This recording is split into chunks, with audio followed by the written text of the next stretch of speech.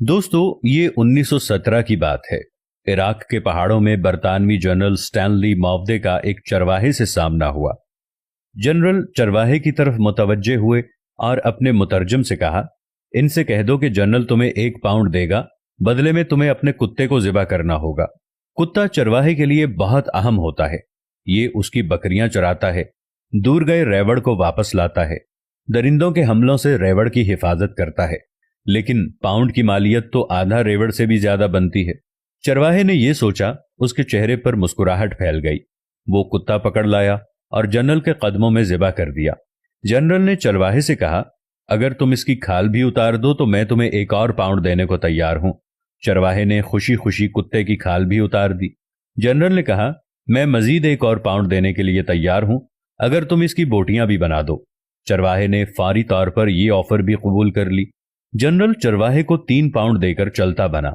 General चंद कदम आगे गया था कि उसे पीछे से चरवाहे की आवाज सुनाई दी।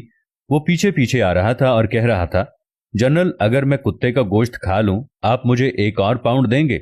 जनरल ने इनकार में सर हिला दिया और बोला, मैं सिर्फ तुम्हारी नफ्सियात और औकात देखना चाहता था। तुमने सिर्फ 3 पाउंड के लिए अपने मुहाफिज और दोस्त को ज़िबा कर दिया, इसकी खाल उतार दी, इसके टुकड़े किए, और चौथे पाउंड के लिए इसे खाने के लिए भी तैयार हो, और यही चीज मुझे नहीं चाहिए। फिर जनरल अपने साथियों से मुखातिब हुआ और कहने लगा, इस कौम के लोगों की सोचें ये हैं, लिहाजा तुम्हें इनसे खौफजदा होने की जरूरत नहीं है। आज यही हाल मुस्लिम मुल्कों और मुआशरों का है।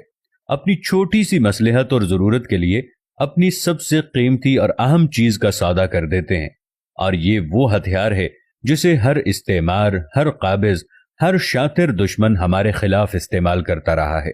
इसी के जरिए इसने हुकूमत की है और इसी के जरिए मुल्कों को लूटा है। आज हमारे दरमियान, हमारे मुल्कों में कितने ही ऐसे चरवाहे हैं जो न सिर्फ कुत्ते का गोश्त खाने के लिए तैयार हैं, बल्कि अपने हमवतन भाइयों का गोश्त खा रहे हैं और चंद टकों के एवज अपना वतन बेच रहे हैं।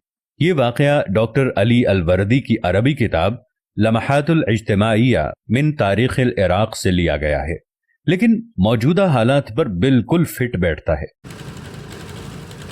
बिस्मिल्लाहिर्रहमान